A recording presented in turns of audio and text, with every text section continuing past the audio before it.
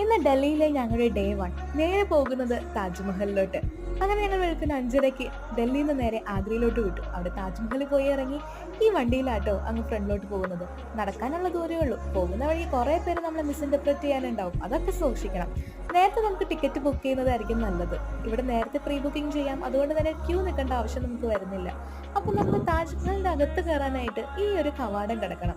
ഇവിടെ നിന്ന് നോക്കുമ്പോൾ ചുറ്റിനൊന്നും കാണാൻ പറ്റുമെന്ന് പറയുന്ന പോലെ അകത്തുനിന്ന് ഒന്നും കാണാൻ പറ്റില്ല കേട്ടോ. ഒരു പ്രകാശം മാത്രം.